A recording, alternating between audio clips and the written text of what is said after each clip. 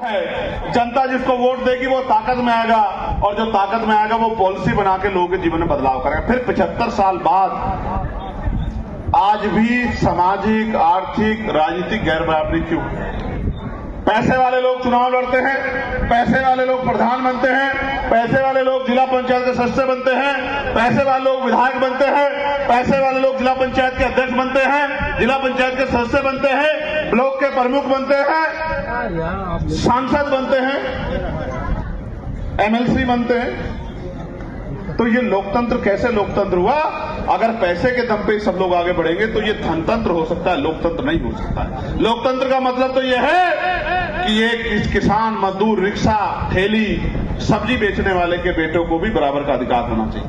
आज आप देखते हैं, मैंने तो अपनी आंखों से देखा है, इतना पैसा खर्च होता है चुनाव में कि किसी गरीब की हिम्मत भी नहीं है कि वो चुनाव लड़ ले। और इलेक्शन कमीशन ये कहता है कि 33 लाख रुपए तक आप विधानसभा में खर्च कर सकते हैं, यानी कि 33 लाख रुपए जिसके अकाउंट में वही चुनाव लड़ पाएगा मजबूती से। तो आप जितने लोग यहां बैठे बताओ कितने के अकाउंट में 33 लाख जमा है? जरा हाथ उठा के बता दो। जिसके में हो वो हाथ खड़ा कर दे। 33 लाख रुपए जिसके अकाउंट में हो वो हाथ खड़ा कर दे।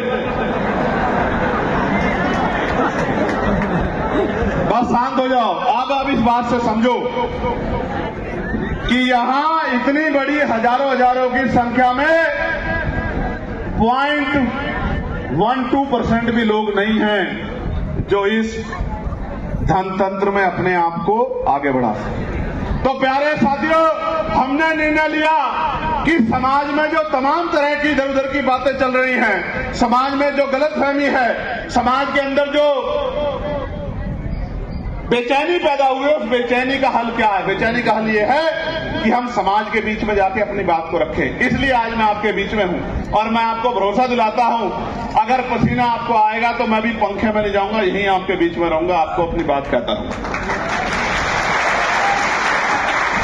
तो हमने प्रभु जन सम्मेलन के जरिए कुछ विषय उठाए हैं, इन विषय पे आप गौर करना। और जब आप ग्राम पंचायतों में जाओगे, जो पदाधिकारी हैं, कार्यकर्ता हैं, जब आप अपनी मीटिंगों में जाओगे तो इन विषय पे चर्चा करना कि इन विषयों पे काम होना चाहिए, नहीं होना चाहिए। हमारी पहली मांग ये है कि भारत में जब हमने शुरू किया था ये प्रभु सम्मेलन, तो हमारी पहली मांग थी कि जातिवार जनगणना होनी चाहिए, जातिगत जनगणना होनी चाहिए।